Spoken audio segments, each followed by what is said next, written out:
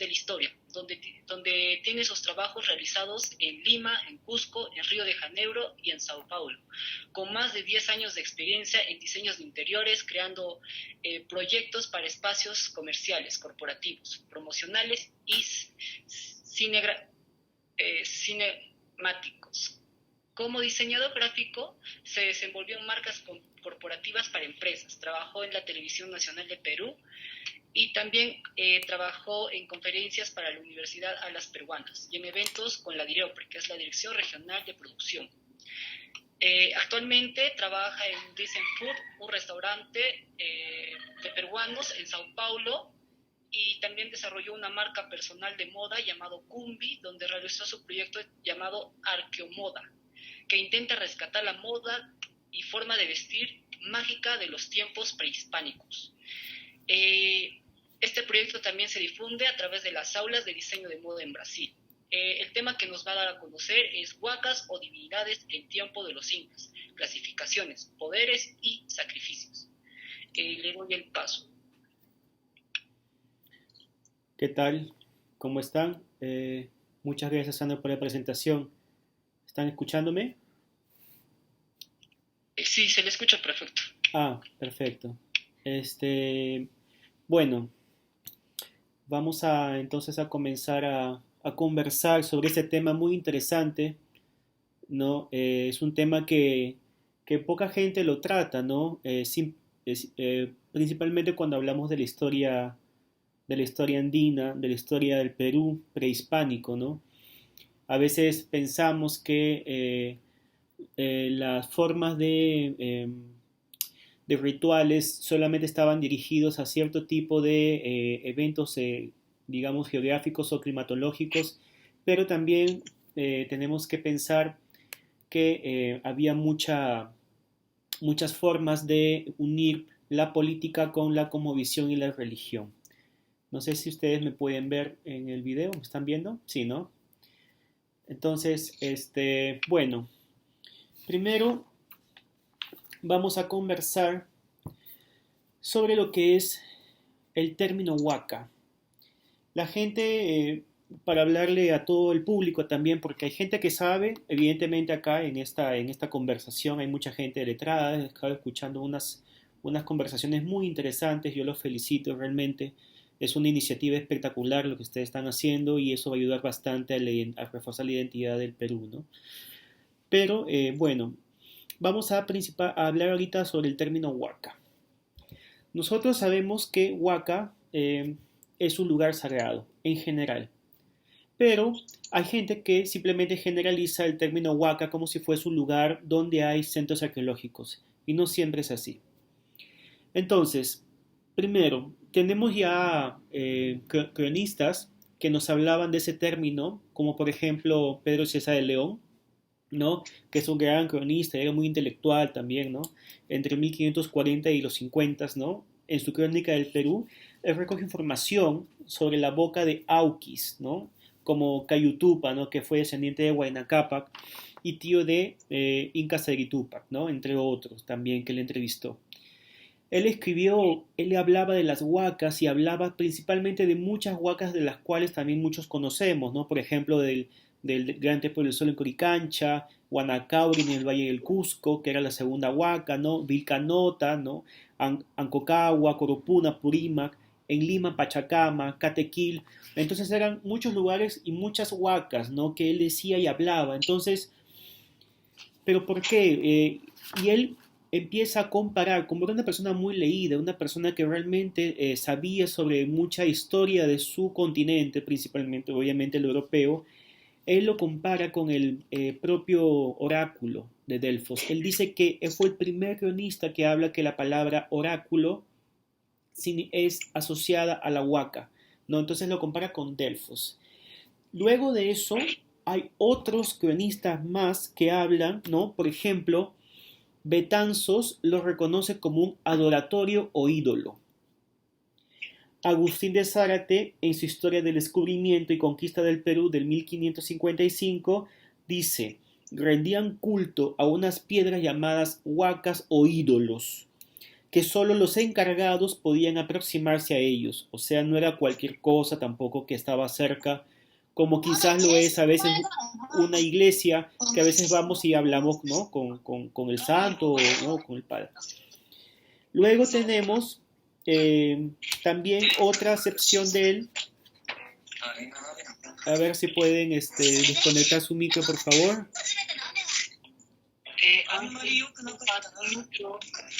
Hay un micro que no está dejando.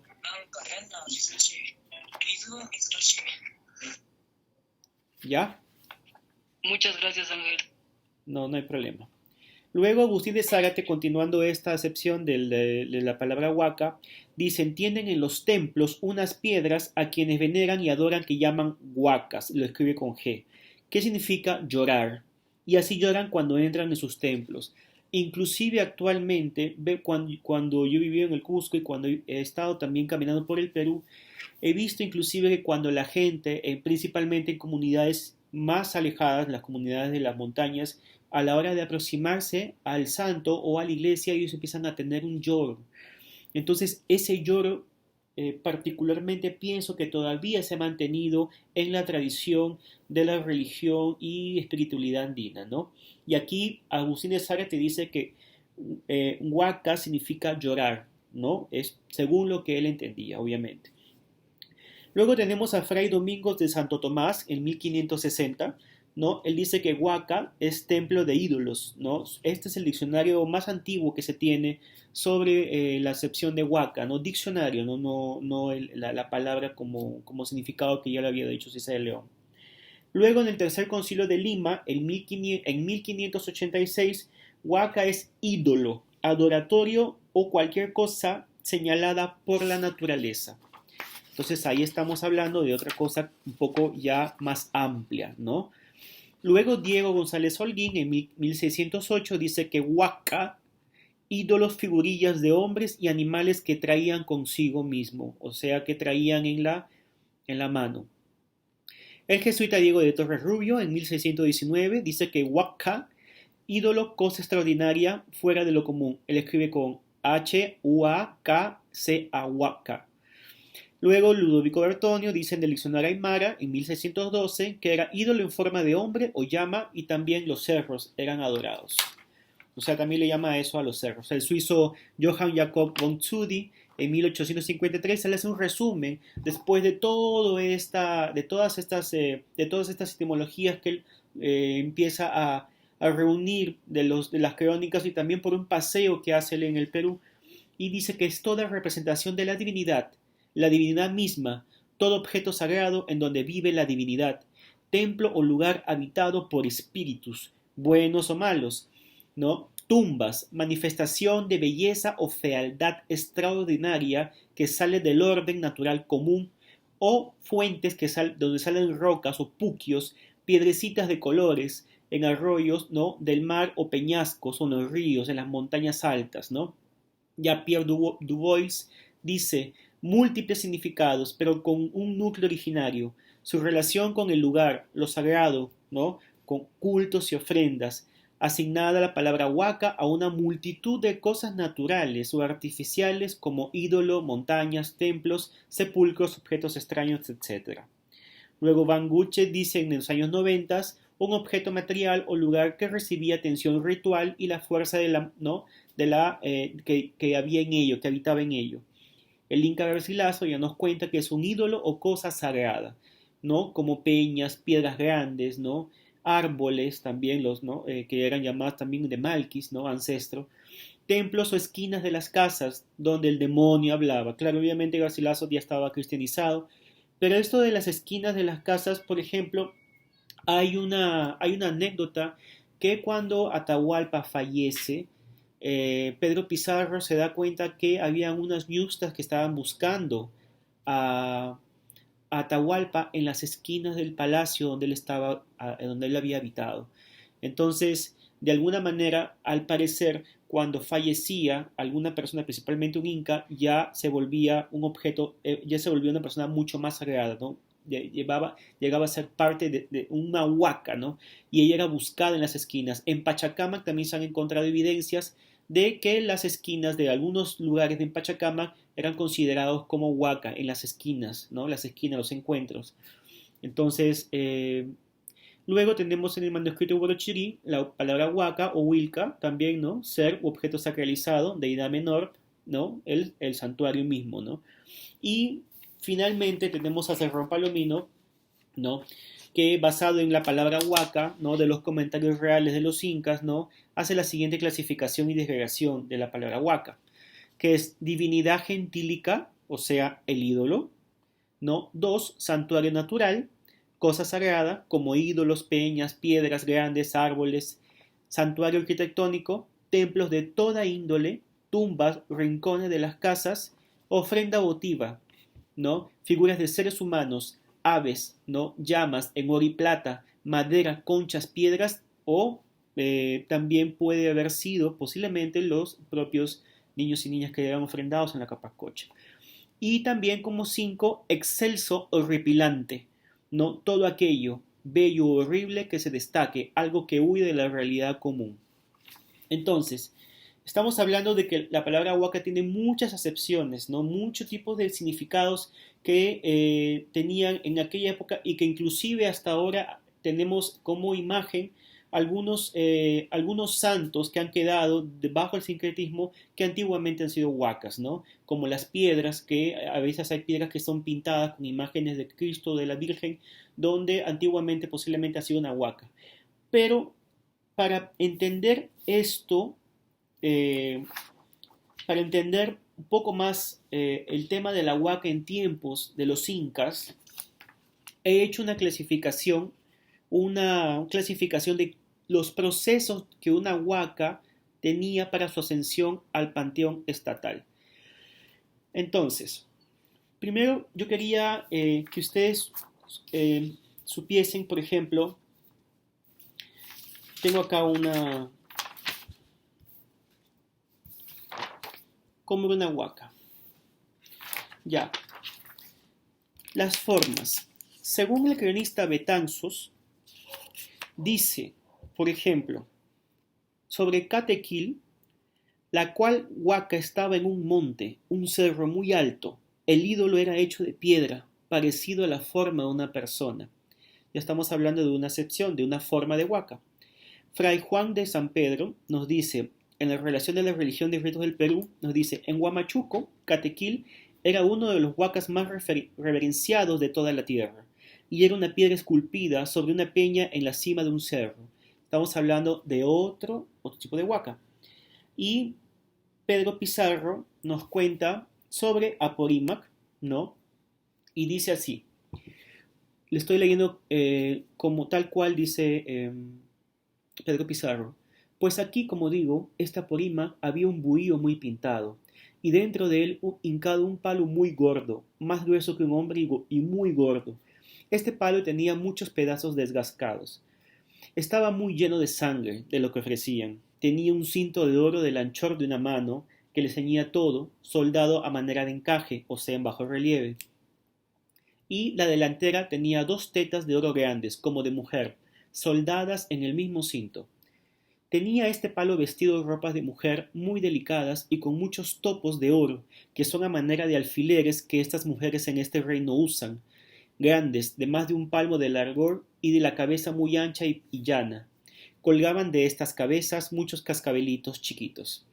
Estos usaban ellas para prenderse las mantas que se ponían. A los lados de este palo grueso que tengo dicho, habían otros pequeños, no en renglera, o sea, en fila, al costado de este palo, de un lado y del otro, que tomaban todo el aposento de una parte a otra.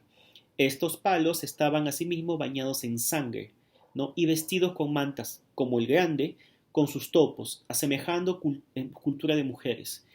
Este palo mayor decían que les hablaba el demonio, que se llamaba Aporima. De este era guarda una señora que se decía Azarpay, hermana de estos incas, y ésta se vino después a despeñar, o sea, se suicidó, de un paso muy alto que hay a la bajada del puente de la Apurímac, ¿no? Tapándose la cabeza, se arrojó al río Apurímac, que estaba junto a la barranca de más de 200 estados de alto, llamado Apurímac, el ídolo a quien ella le servía. Entonces, hay mucha gente que a veces, por ejemplo, hay un tema muy polémico, por ejemplo, con el tema del sol. Hay muchos cronistas que hablan del sol del Coricancha como un gran disco de oro y como la luna como un gran disco de plata. Sí, posiblemente ha existido eso, pero si nos ponemos a pensar en todo el arte incaico, no existen referencias a esas imágenes del sol y de la luna tal cual la describen los españoles.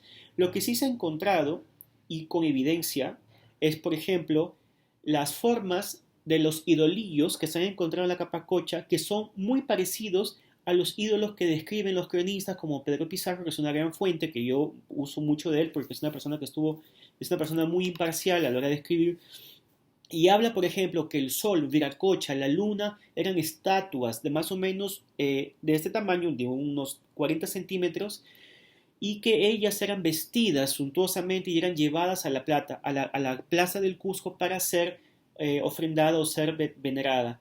Entonces estamos hablando de que la religión inca era un poco más abstracta, no era tan figurativa en el sentido de el sol radiante con los rayos. Es por eso que a veces el sol de Chenique, del cual estamos acostumbrados a ver, no concuerda mucho con las crónicas de las cuales habla los españoles y la arqueología también, ¿no?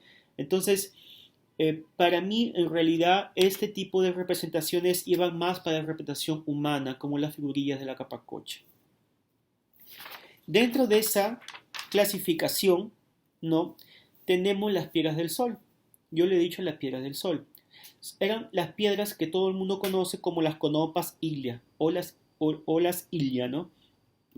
Tenemos, por ejemplo, dicen que las piedras del sol tenían enca.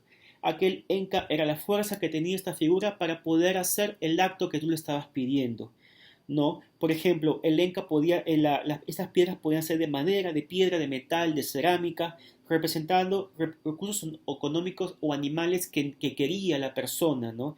Por ejemplo, para el éxito se pedía, por ejemplo, la conopa, ¿no? Habían conopas en formas para tener éxito en el maíz, por ejemplo, había la zara conopa, la papa conopa, la llama conopa, y así sucesivamente. Había un montón de este tipo de ídolos que eran de madera o de piedra, ¿no? También tenemos las illa, ¿no? Que es la piedra rara grande, ¿no? Como un huevo, según González Holguín, ¿no? Esta piedra podía ser de granito, basalto, ¿no? De cuarcito también puede ser. Y el encaichu, que eran las piedras besaurares, que eran las piedras que encontraban dentro de las llamas o dentro de los animales. Inclusive había gente que tenía estos cálculos dentro del cuerpo y que cuando eran abiertas, sea persona o llama o algún animal, se encontraba, era considerada ya un encaichu. Ese encaichu era aquel objeto que se volvía sagrado para pedir alguna recompensa, ¿no? Como ya les expliqué. Después tenemos dice que quien poseía esta Ilia era próspero, ¿no? Quien hablaba con ella, principalmente el Ilayoc Runa, ¿no? Quien se enriquecía con ella era el Ilayoc, y la casa próspera que tenía y encontraba de repente enterrada debajo de esta casa, esta piedra redonda, ¿no? Era llamada Iliahuasi, o sea, una casa próspera. Pero para poder entender exactamente cómo era la clasificación de una huaca, ¿qué es lo que hacían? Por ejemplo, primero, cuando se encontraba una huaca en cualquier parte del Tahuantinsuyo, era enviada al Cusco. Esta huaca enviada al Cusco pasaba por una serie de verificaciones para ver si realmente iba a poder pasar al panteón de huacas del Tahuantinsuyo. ¿Y por qué?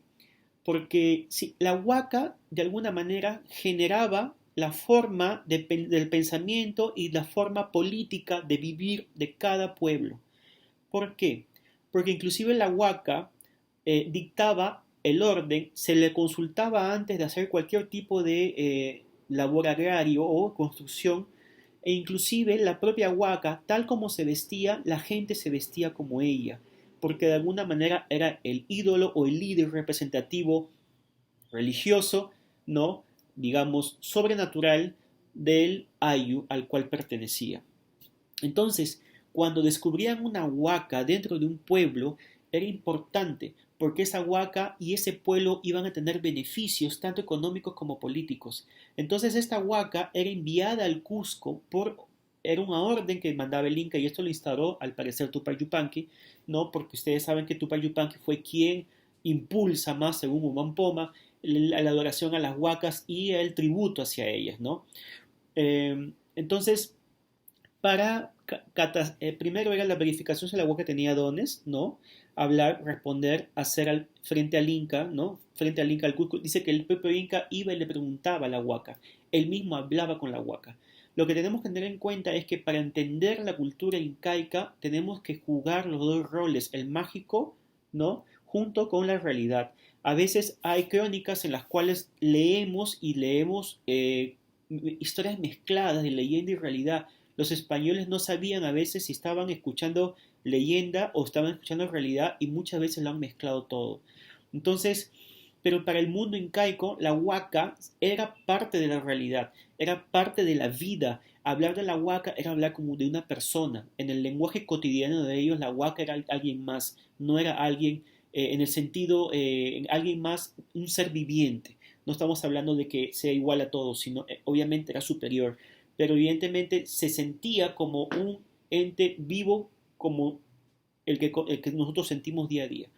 Entonces esa huaca, para hablar, tenía que responder, ¿no? Y hacer frente al Inca toda su parafernalia de hablar, ¿no? ¿Y cómo era esto? Primero se verificaba si hablaba, luego se pasaba a cadastrarle los quipus imperiales sacerdotales, luego se separaba su tributo, tercer paso, ¿no? Se le daba su huaca vilac, después tenía que ir a la reunión general de las huacas, principalmente en Inti Raymi, Capa Raymi y la Situa. Y disgregando esto de acá que les estoy contando, ¿no? Tenemos, por ejemplo, verificar si la huaca tiene dones, hablar, responder y hacer. Y acá hay unas anécdotas de los españoles, ¿no? Que ellos cuentan, que siempre se horrorizaban, les daba miedo cuando hablaban de las huacas, porque aparte de la idiosincrasia y el pensamiento cristiano de ellos, y dicen, por ejemplo, Pedro Pizarro en el 1536 dice que todo el mundo conoce esta versión, pero quien no lo conozca, bueno, estamos hablando al público en general. Manco Inca, al conquistar, ¿no? Cogió al conquistador Francisco Martín, ¿no? Dentro de esa rebelión que hubo en Cusco, que todo el mundo conoce. Preso el español, fue testigo del habla de la huaca Aporímac. Frente a la imagen, que era un madero vestido de mujer, bañado en sangre, dice que el Inca le preguntó a la huaca y le respondió, y Francisco, ¿no? Martín casi se desmaya y dice que el Inca le dijo, mira cómo me habla mi Dios, mira cómo me habla mi Dios, y el tuyo no. Entonces estamos hablando, y dicen, según Pedro Pizarro cuenta, que este Francisco Martín sí escuchó a la huaca hablar, ¿no? Así como en la carta Anua, ¿no? En el pueblo de Chupamarco, en Huancavilca, dice que el visitador capturó una piedra, o el visitador, los estirpadores, ¿no? Una piedra en forma de una figura muy fea. Ya les expliqué que la huaca puede ser o muy horripilante o muy hermosa, llamada huaca apuamanilla. Dice que acto seguido, como todos los estirpadores cogían a la persona, al huacahuilca, ¿no? Lo cogían y le hacían toda una serie de preguntas, un interrogatorio para saber cómo él estaba adorando a la huaca y el estirpador de idolatrías hacía su trabajo, ¿no? Entonces dice que cuando cogió esta huaca, dice que llamó a la mujer que estaba encargada, ¿no? de la piedra, ¿no? Y dice que ni bien entró la mujer dentro del aposento donde había capturado el sacerdote, el sirpador, la piedra fea, según él, dice que la huaca le dijo, Hamu y sumac ¿no? Y dice que el clérigo casi se desmaya de pavor y la mujer tranquila le dijo al clérigo, oiga señor, esta piedra es nuestro Dios, ¿no? Y Arriaga, ¿no? Para hablar con las huacas, dice que entraban en un trance. Dice que a través de unas derivaciones de chicha y tenían asistentes como los Yanapac, ¿no? Quienes mataban, ¿no? En sacrificio a las llamas o al cuy, ¿no? Lo que tuvieran ahí. Y sus colaboradores, los Aucachic, ¿no? O los Ichuris, que eran del sur también, ¿no? Quienes traducían, ¿no? Lo que Huacahuiliac decía en voz rara. ¿Cómo? ¿Cómo era? La huaca estaba atrás. Habían otros, por ejemplo, como Catequil, donde ponían la huaca Catequil, estaba en su aposento, adelante le ponían una manta de cumbi de plumas, un poco transparente, y la gente delante, como si fuese un palco de un teatro. Atrás estaba el sacerdote que empezaba a entrar en trance, ¿no? Y dice que se retorcían y empezaban a hacer una serie de muecas y empezaban a hablar en un lenguaje un poco extraño. En este lenguaje extraño tenía un traductor, el cual entendía ese lenguaje extraño por una cuestión mágica, por una cuestión ya de espiritualidad. Y ese le pasaba a la gente a la cual le había hecho la consulta, ¿no? Todas aquellas preguntas que le estaban haciendo a la huaca, si iba a ser no, si iba a ser sí, o un par y sin nones, ¿no? Decían, o respuestas firmes, ¿no? Sí o no, listo, ¿no? Entonces, esa era la forma en la que hablaban las huacas, ¿no? Luego tenemos el hecho, cuántos tipos de, bueno, no, disculpen, ¿no? Después hay que cadastrar en los equipos sacerdotales, ¿no? Para el siguiente paso, que era separar el tributo de la huaca, ¿no? Esto era anual, ¿no? Esto era con el fin, ¿no? De que ninguna huaca, por menor o mayor que sea, le faltara nada, ¿no?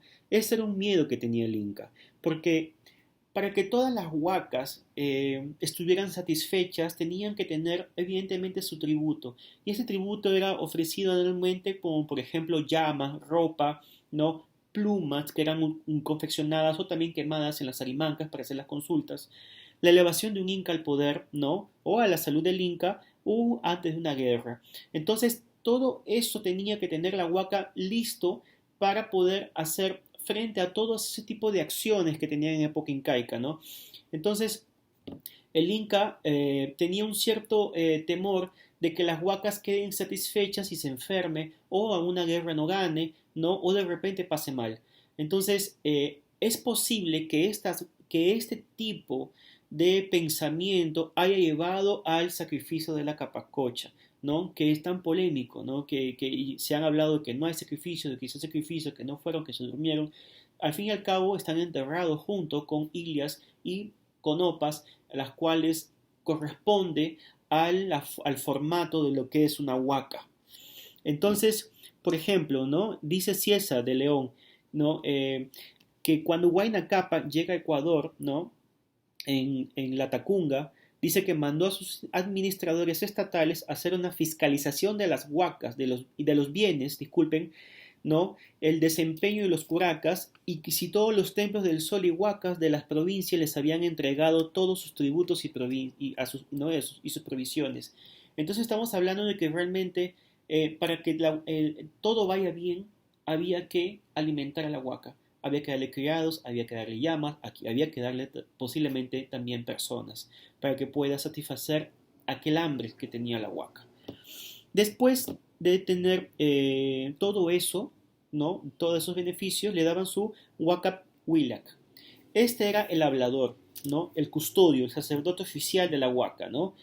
Que el que hablaba con lengua incomprensible. Los españoles decían que ellos andaban siempre borrachos, ¿no? Y evidentemente esa es la manera de pensar de los españoles, pero lo que pasaba era que andaban en constantes libaciones de coca y chicha para poder entrar en trance con la huaca y estar en constante comunicación. Habían algunos que inclusive se rasgaban los ojos y querían quedar ciegos porque decían que a través de la oscuridad del ojo, de la falta de visión, podían tener más conexión con la propia huaca. Luego tenemos el traductor, ¿no? Del hablador, que era la lengua lugareña, y la gente de servicio y tierras, ¿no? Como lo tenía Catequil, ¿no? Catequil ahí en Huamachuco tenía sus tierras, sus chacras, tenía sus llamas, todo aquello que le satisfacía para los sacrificios. Dentro de esos Huacabilac tenemos varios tipos, ¿no?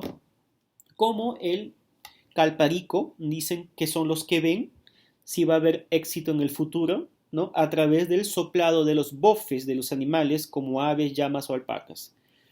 El Huirapirioc, disculpen, quemaban en el fuego llamas y coca. Mientras se iban quemando, veían a través de unos líquidos a los cuales le hacían unas señales y mediante todo eso podían ver. O sea, que mientras quemaban en el fuego a la llama y a la coca, porque a través del fuego comían ciertas huacas, no todas, ¿no?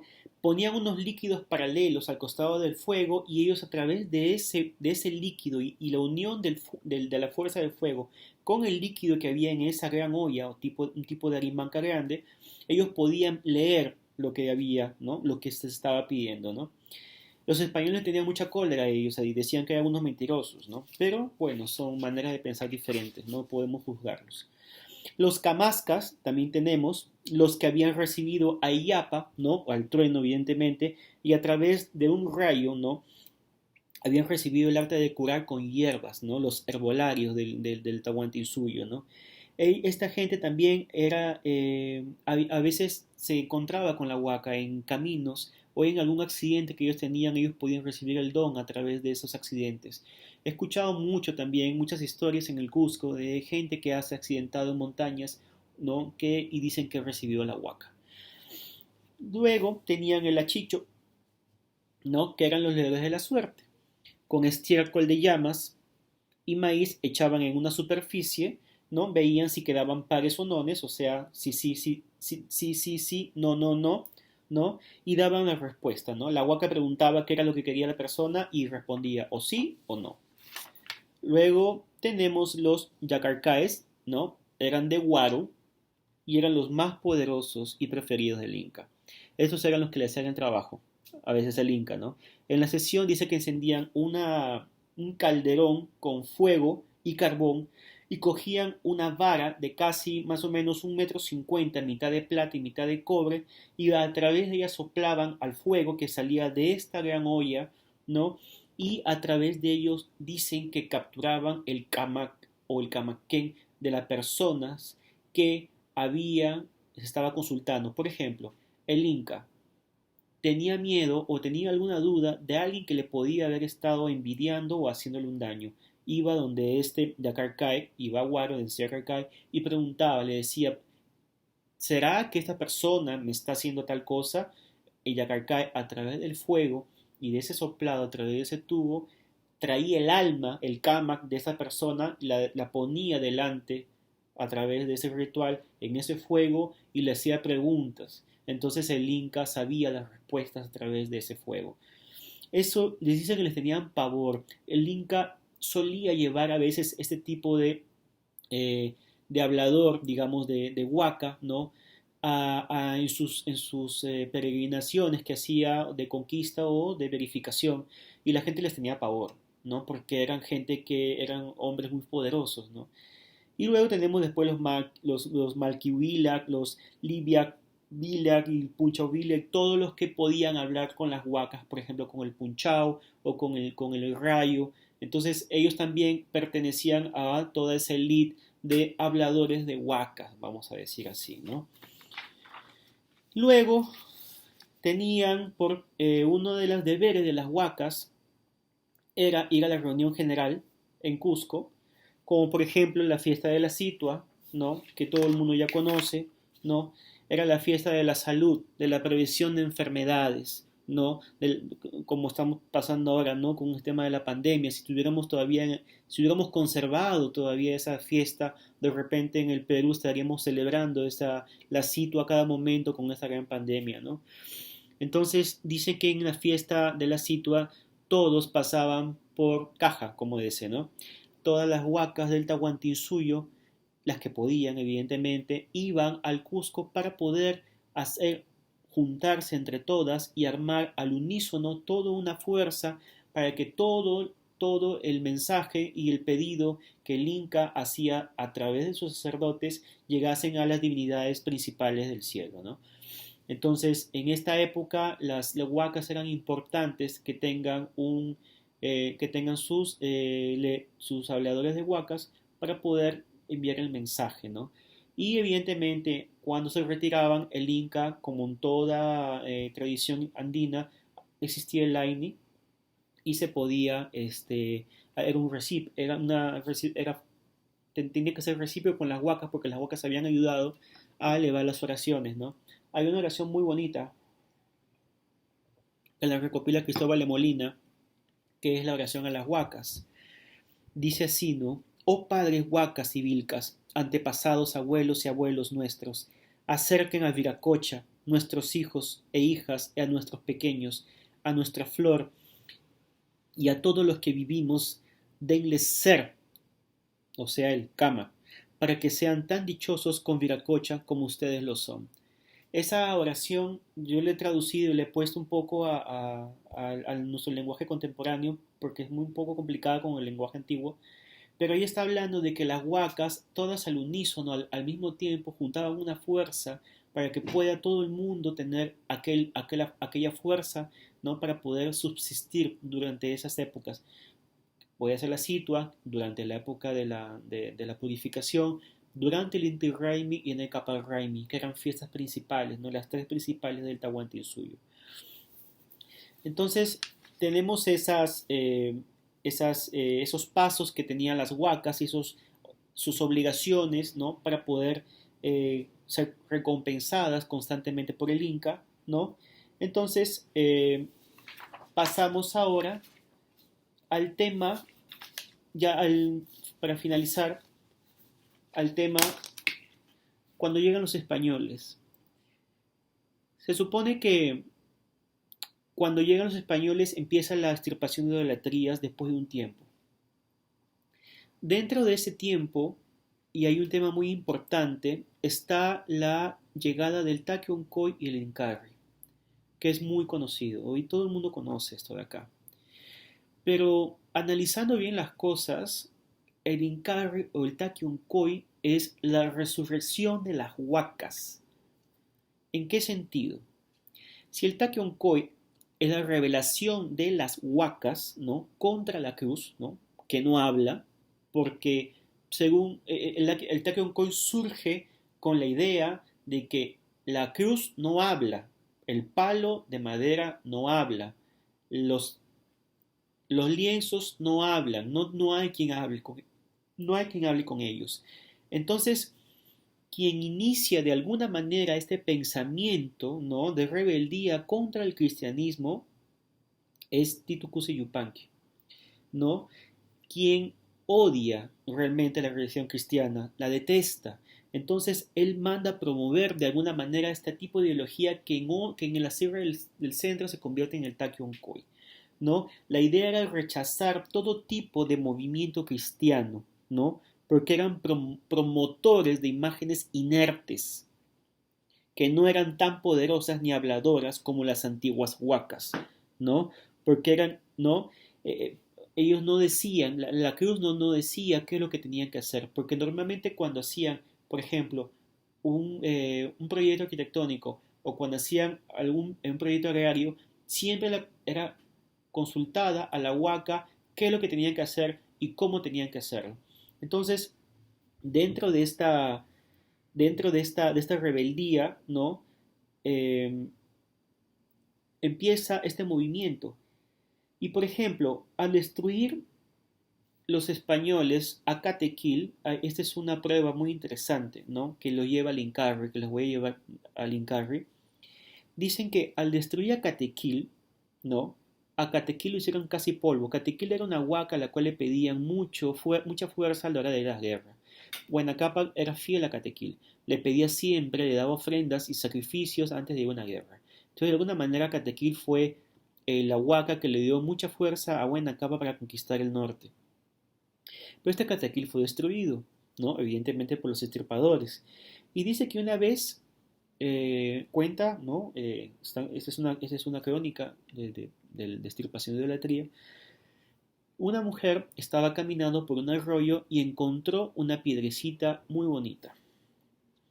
Y dice que esta mujer pensó que era una huaca, porque toda piedra hermosa o fea o rara era considerada huaca. Entonces la lleva al Huacacamayo, que había trabajado dentro del templo de Catequil, no trabajaba más, evidentemente, porque se había terminado, ¿no? el culto hacia él, había sido hecho polvo, ¿no? Dice que le empezó a preguntar a la piedra, ¿no? A hacerle la prueba que yo les digo, ¿no? A ver si habla, si es realmente huaca, ¿no? Y dijo que era Tantahuayanay, La piedra respondió al antiguo Guacacamayo, que era Tantahuayanayo, hijo de Catequil. Entonces dice que se la llevó a la antigua residencia donde estaba Catequil y comenzó el culto hacia esa piedrecita. Al poco tiempo apareció otra, diciendo otra mujer con una piedrecita igualita a la que le había dado la mujer anterior al Guacacamayo. Y le dijo que era Tantasoro, hijo de Catequil. Y así, poco a poco, empezó a llenarse el adoratorio antiguo de Catequil de la misma piedra bonita que estaba encontrando toda la gente.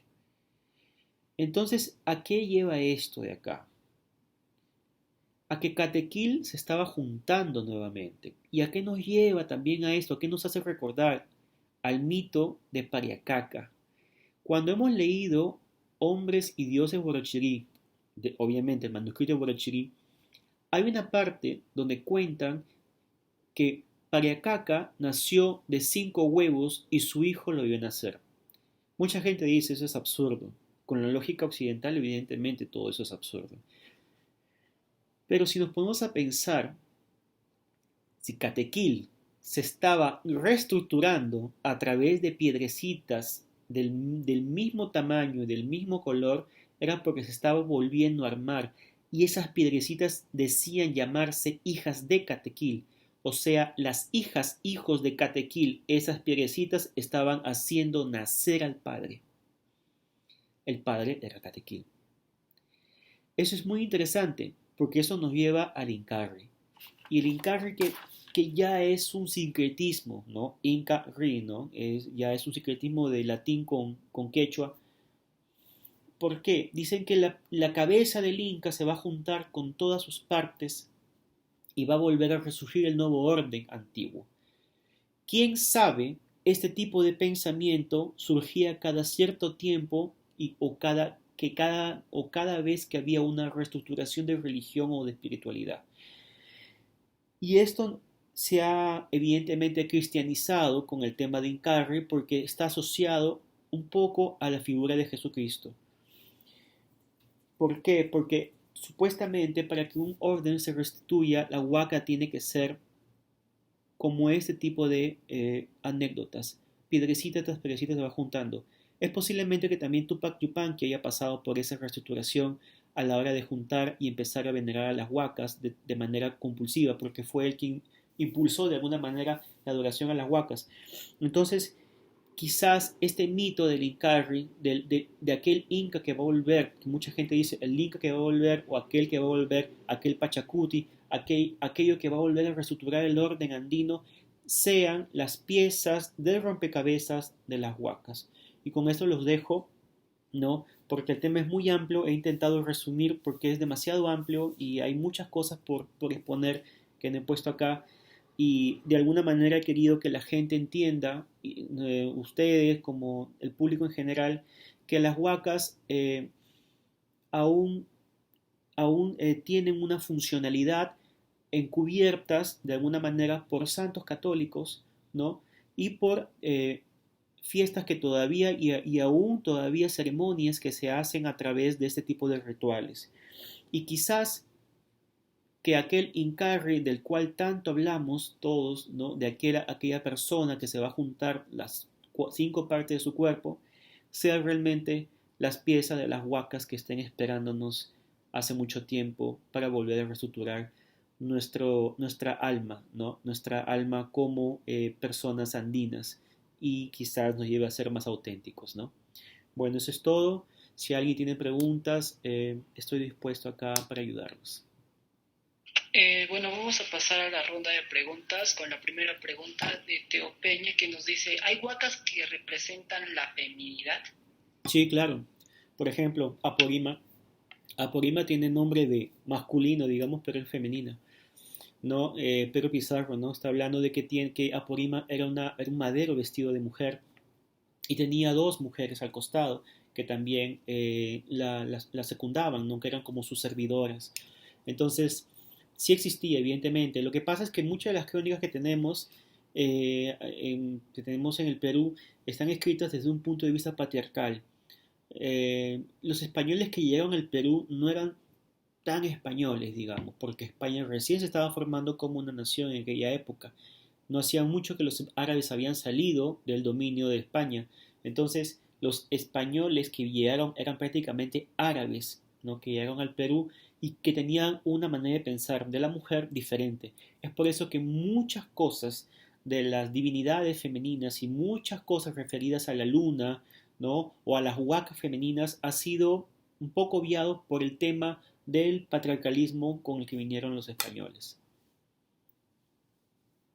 Vamos a pasar con la siguiente pregunta. ¿Está presente la dualidad en la representación de las huacas? Claro, siempre está, en todas las huacas hay dualidad. Por ejemplo, las huacas, hablemos de Pachacamac, ¿no? Dicen que Pachacamac era quien era su dualidad era la Pachamama. Tienen todas, inclusive en las propias, las huacas también son representadas, por ejemplo, a través de la metalurgia, ¿no? A través de objetos de metalurgia, a través de tejidos, ¿no? Los tejidos que hablan. También existe ese tema que después lo voy a tocar mañana en la siguiente reunión. Existe la dualidad en todo. No existe cultura andina sin dualidad. Y todo tenía dualidad. Todo tenía un doble.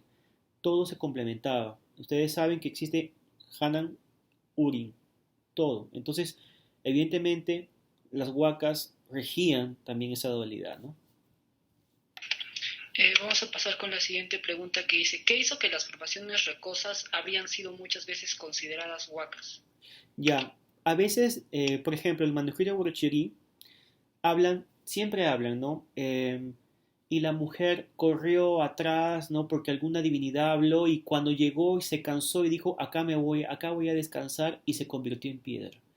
Entonces, muchas de las piedras que veía la gente en aquella época tenían a veces ciertas formas que ellos le decían que, por ejemplo, eh, se veía una roca o una peña con alguna forma extraña, ¿no? Era considerada huaca. Evidentemente tenía que pasar por todas ese tipo de consultas, como les conté, ¿no? Para verificar si realmente la huaca hablaba, ¿no? Evidentemente pensar ahora que una piedra nos va a hablar es un poco difícil porque vivimos en una sociedad diferente a la antigua, pero si vamos un poco a las montañas, un poco al Cusco profundo, al Perú profundo, vamos a ver que la gente todavía habla con ellas. Yo he sido testigo ocular, yo he visto, yo he pasado estas situaciones en Cusco cuando estaba viviendo allá y realmente es impresionante el tema de la conversación con las huacas. Todavía existe.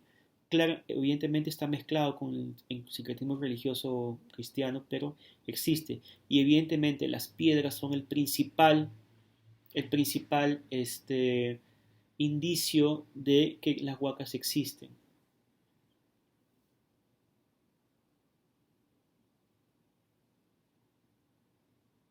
Eh, ¿Qué significado tenía el Yaguarmayu en la época inca? El jaguar mayo realmente no sabría decirte, no sabría decirte, no sabría responder esa pregunta.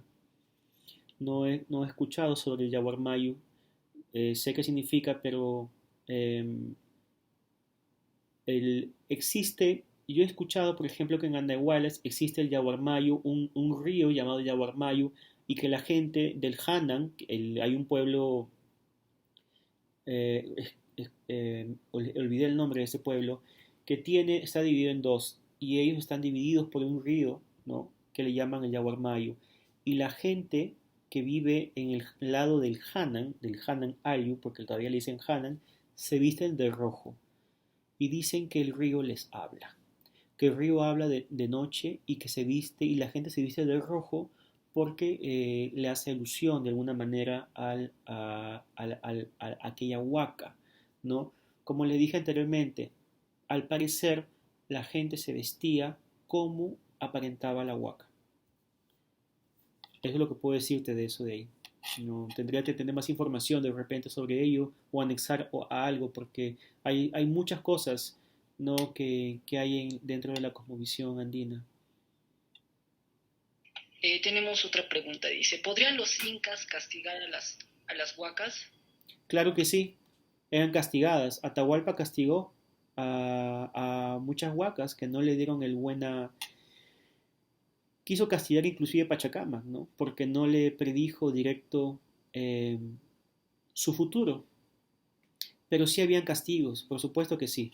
Por ejemplo, cuando un inca quería dominar a otro pueblo, recogía la huaca que existía dentro de aquel pueblo para llevarla al Cusco.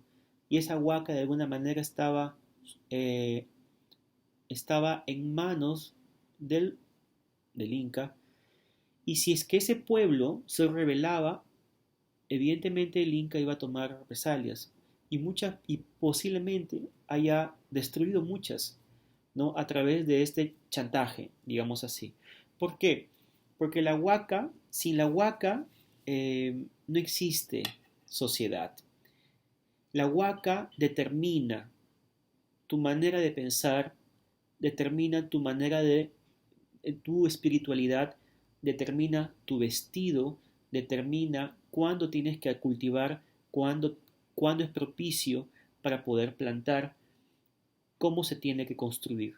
Entonces la huaca de alguna manera llega a englobar todo ese tipo de conceptos, ¿no? Entonces, sí es posible, han habido destrucción de huacas, han habido, evidentemente. Y las extirpaciones de las trías, evidentemente, han sido ya por un tema de cristianismo, pero no era una novedad destruir huacas. Era lo peor que puede haber existido dentro de las guerras mágicos religiosas de los incas, destruir la huaca a alguien, ¿no? Era la muerte total, ¿no? Es, por ejemplo, el gobernador o el Zapa Inca, porque estas cosas no vienen de los incas, vienen de antes, ¿no? O el emperador fallecía, aquel emperador ya era considerado una huaca. Entonces, si él moría, la gente sentía que no tenía piso, entonces también iban con él. Ya tenemos muchas referencias, como el señor Zipán, que cuando él falleció, todos se fueron con él. Entonces, existía, por ejemplo, ese caso de Azarpay, ¿no? Aquella Guacacamayo que cuidaba a Apurímac y cuando se llevaron a Apurímac, ¿no? La destruyeron a Apurímac, lo que ella hizo fue suicidarse. Pero ella no se suicidó, o sea, entendamos el concepto de suicidio no como el concepto actual de falta de autoestima, sino como una cuestión de fidelidad. Voy contigo a donde sea, hasta donde vayas. Entonces la mujer se suicida. ¿Se suicida dónde? En el propio río que pertenece a la Huaca, el río Apurímac. Entonces, evidentemente le habían destruido a la Huaca y para ella continuar y perpetuar junto con la Huaca ella se va junto con ella en el valle geográfico de la Apurímac. Hay otra pregunta que nos dice, ¿nos podría mostrar algo de su trabajo? Ahorita, claro, yo tengo ahorita puesto un unku. Les cuento un poco. Mi trabajo es el siguiente. Yo vivo acá en Sao Paulo y he creado un nuevo estilo, un estilo de vida que yo le llamo arqueomoda. Y ese es con el fin de rescatar toda la sabiduría que tenemos de nuestros pueblos prehispánicos.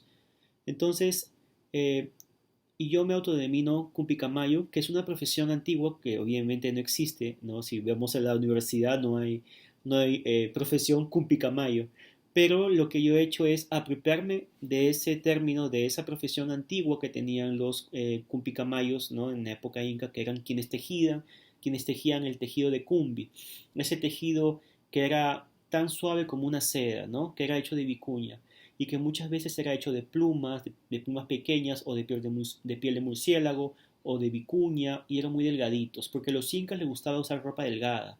Entonces, yo tomé toda esa información para poder fundar mi empresa llamada Cumbi, ¿no? Inspirada y en homenaje a nuestros ancestros.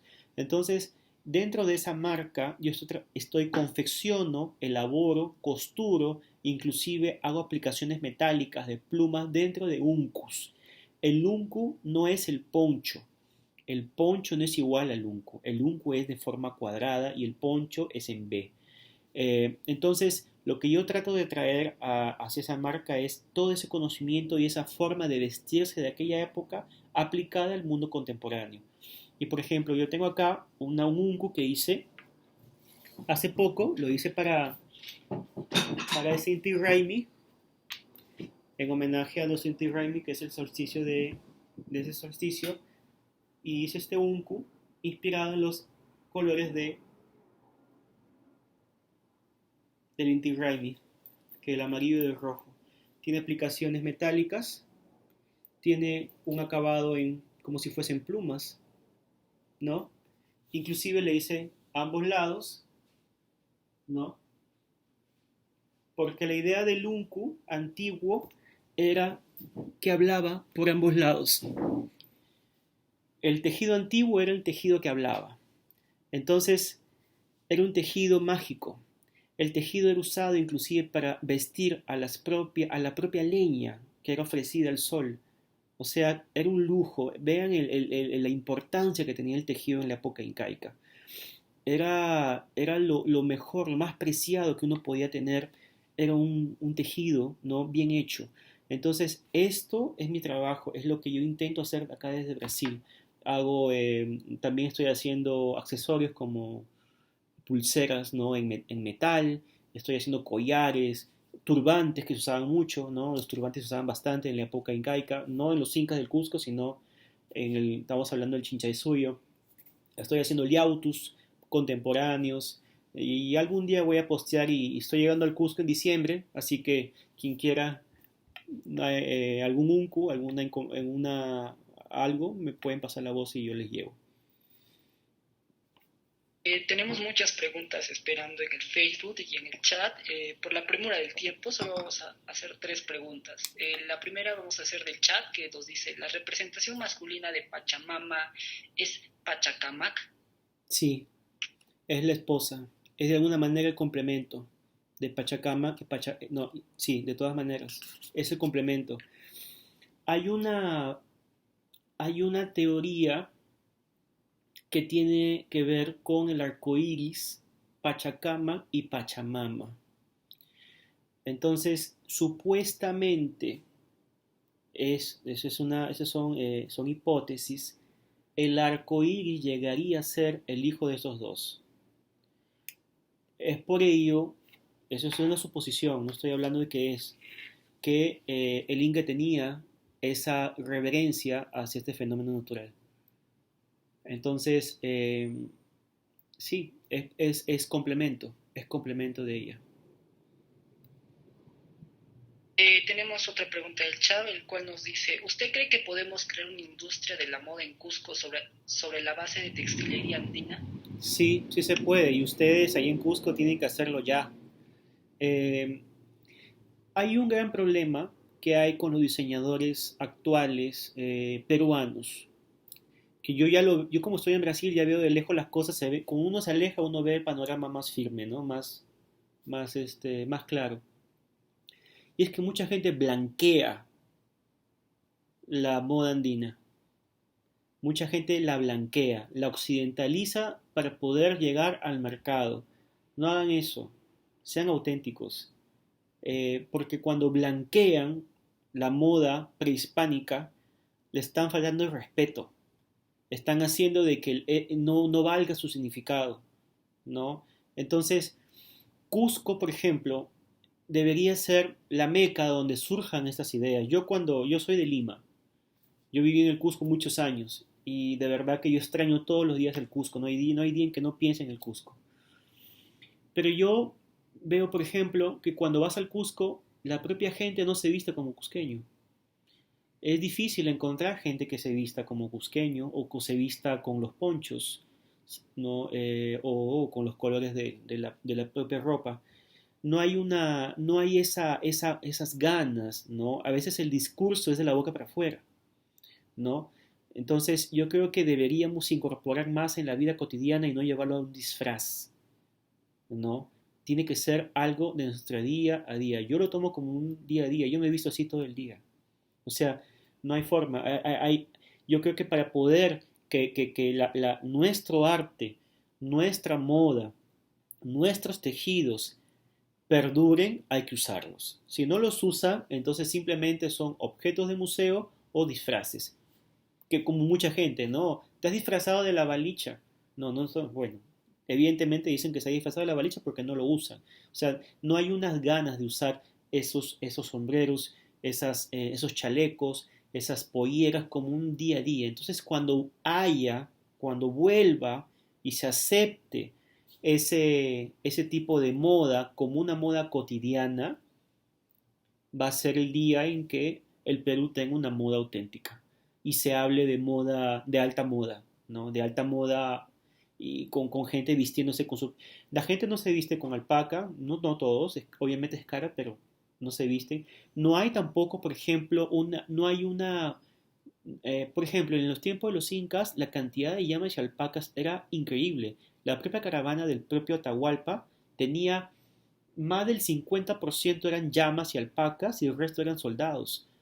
O sea, estamos hablando de una obsesión por el tejido y por las llamas, ¿no? Que beneficiaban. La llama tiene muchas cosas, por ejemplo, la alpaca tiene carne, el propio sebo de la llama sirve, el propio pelo, la fibra, el cuero, la carne, todo sirve de la llama. Entonces no hay una industria peruana que impulse la multiplicación de las llamas a gran escala. Lo que vemos en los pueblitos es gente con ovejas. Y las ovejas no son de acá. Entonces tenemos que empezar partiendo de quién nos fornece, quién nos ofrece la lana, las llamas. Igual en la costa, debería haber más plantaciones de algodón vegetal. Antiguamente había hasta algodón azul, natural, verde natural, existía, se ha encontrado en Caral semillas. Entonces, ¿qué estamos esperando para poder hacerlo de nuestro día a día? Cuando sea eso de nuestro día a día y cuando impulsemos más nuestros propios productos, nosotros mismos, es cuando el mundo nos va a ver y cuando surgen las mejores ideas y vamos a ser muy auténticos. Vamos a pasar a la última pregunta que nos dice, ¿los nevados son huacas? Por ejemplo, el Nevado Salcantay. Todos son huacas, todos son huacas. Evidentemente, dentro de las huacas existen rangos, ¿no? No existen, hay huacas menores, huacas mayores, y esas son consideradas huacas. El término Apu se le ha considerado a la montaña sagrada, sí, pero también se le decía a una persona muy importante. Entonces, el mejor término para no decirle dioses, ni divinidades, ni, ni ese tipo de términos religiosos cristianos, digámosle huacas, porque no es igual, ¿no? El término Dios también es diferente. Dios Sol no es posible, porque Dios es el Dios de Europa que es uno solo y ya está. La huaca es más amplia. Es una manera de ver la religión, la entidad, digamos, entre comillas, ¿no? Con un término más, un poco más complicado. La huaca es más amplia. La huaca reúne una serie de formas. Por ejemplo, las propias estatuas, las esculturas de las iglesias no hablan. Una huaca habla. Si ustedes van y hablan con un alto misayo, él va a decirles que la huaca le habla, que el cerro le habla, que la peña le habla. Entonces son huacas, no son dioses. Es un término errado decirle Dios, Sol, Diosa, Luna. No le digamos eso. Es mejor decirle huaca o simplemente quilla o inti. Bueno, tenemos algunos comentarios desde Facebook en los cuales nos dice si nos pueden compartir sus datos. Claro que sí, se los voy a poner ahí en las respuestas, no hay ningún problema. Si quieren entrar al Instagram o al Facebook de mi empresa, es @cumbi oficial, cumbi con K, oficial con dos Fs, cumbi oficial. Ahí pueden ver los trabajos que hago, ¿no? Y Yo creo que yo estoy llegando al Cusco en diciembre y espero conocer a gente y conozcan mi trabajo. Me voy a quedar unos días nada más y ahí les puedo mostrar, ¿no? Lo que estoy haciendo. Edgar Quispe de Facebook nos dice saludos desde Cusco, Perú, Jaime Cosco. Jalín Cosco, sí. Muchas gracias. Saludos, extraño mucho al Cusco. De verdad que una tierra linda. No, no hay como el Cusco. He viajado a otras partes del mundo y realmente es incomparable, ¿no? Yo amo demasiado Cusco. Alex Terán nos dice felicitaciones por sus investigaciones y estudios. Cada vez nuestra cultura es más fuerte y nosotros los andinos los llamamos Pachacuti. Saludos desde Bolivia, pero yo nací en Cusco. Claro, el Pachacuti llega a ser de algún... Lo que pasa es cómo surge. Vienen, por ejemplo, cómo surge todo esto? Llega la explosión, digamos, la eclosión de un sistema y para que haya una renovación tiene que haber un Pachacuti. Cuando sucede todo eso hay un Pachacuti. Por ejemplo, lo que estamos viviendo ahora puede ser llamado un Pachacuti, porque el mundo no va a ser igual después de todo esto. Entonces, esto estaría asociado a que si estuviésemos en la época inca o pre-inca, a una restauración o aparición de nuevas huacas. Porque cuando había un Pachacuti, o sea, una reestructuración del mundo, habían huacas que surgían, ¿no? Nuevas, o huacas que habían sido destruidas y que se juntaban todas las piezas y volvían a formarse más poderosas. Entonces, sí, el Pachacuti está ligado a todo eso. En Bolivia, en Perú, en Ecuador, todo el mundo lo conocemos como Pachacuti. Bueno, ante todo agradecerle por la ponencia que nos ha dado a conocer sobre la textilería inca y las huacas y los sacrificios y divinidades incas. Gracias por habernos apoyado en este evento y bueno, agradecerle por la participación.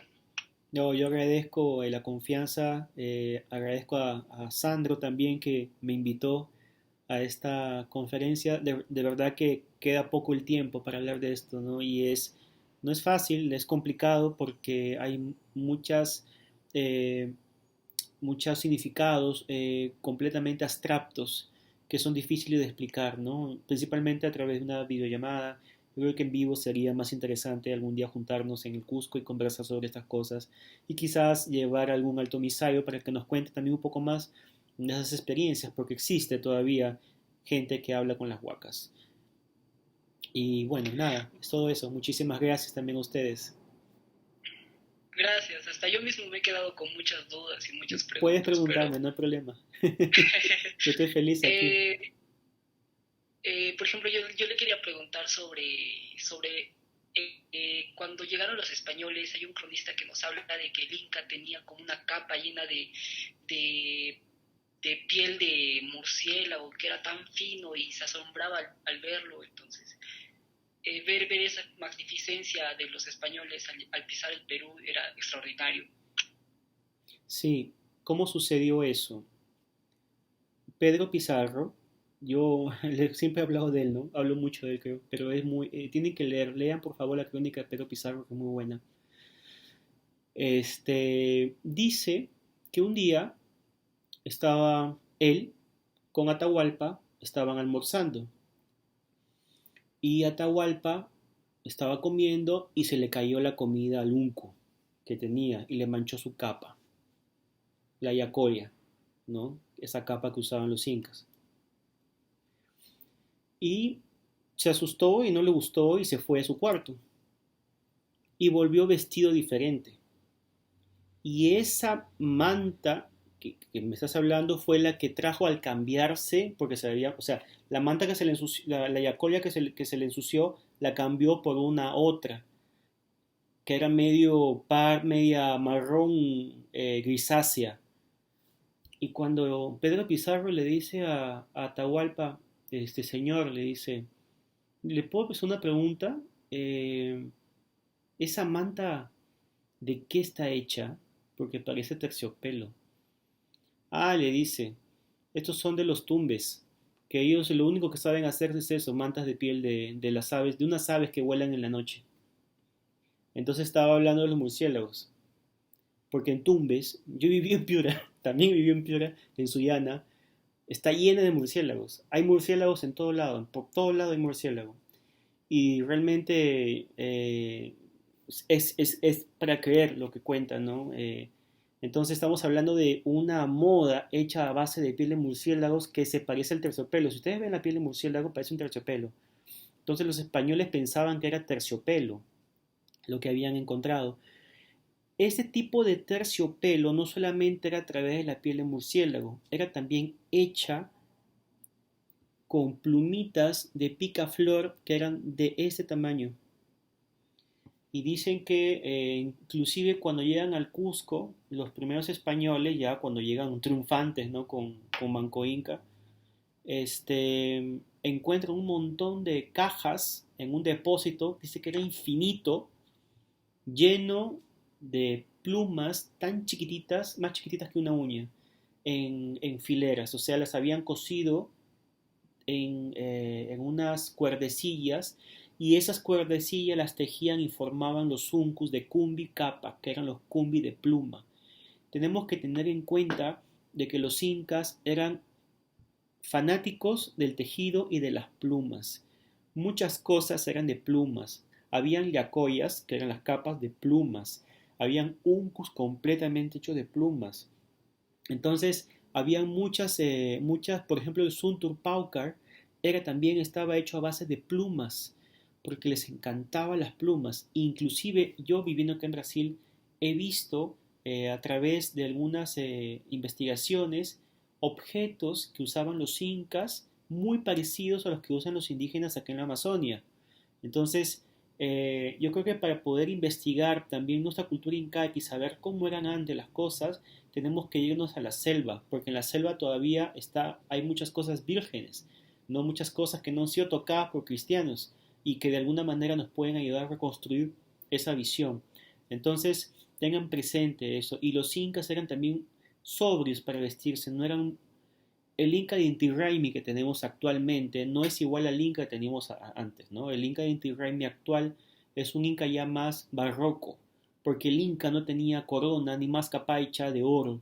La mascapaicha de él era de vicuña y era de colores, ¿no? Era de color, el yauto era de colores y la mascapaicha era roja, de color carmesí, y era toda hecha de trabajada en lana y en tejido. ¿Por qué? Porque el tejido era mucho más valioso que el oro, ¿no? Digamos, en la escala de poder adquisitivo, una persona bien vestida era una persona rica, no era, y aquella persona que tenía ganados también, que tenía a cargo mucho ganado, ¿no? O que tenía muchos servidores, ¿no? Que tenían, porque la principal ingreso económico de los incas era la mano de obra. Entonces, quien tenía más servidores, por consecuencia, tenía quien le cría las llamas o las alpacas y quien le teja. Entonces, esa persona iba siempre bien vestida. Entonces, estamos hablando de que el tejido era importantísimo, ¿no? En tiempo de los incas. Era digamos, cuando llega a los españoles acá, allá al Perú, lo primero que hace Atahualpa es esconder sus tejidos, ¿no? El oro se lo da porque sabía que tenía mucho más, ¿no? Pero el tejido no, el tejido era se cambiaba 3 veces por día, ¿no? Y esto de 3 veces por día no era porque era una persona que quería de repente hacerse sentir especial, posiblemente haya sido por las estaciones del sol, salida, mediodía y atardecer, porque los incas veían al sol en 3 tiempos, salida, mediodía y la puesta de sol. Eran 3 tipos de colores que veían en el sol, el amarillo, el blanco y el rojo. Entonces, si el inca era el hijo del sol y tenía que también cambiar de apariencia todos los días, no como el sol lo hacía, porque él se creía su par, ¿no es cierto? Entonces es así.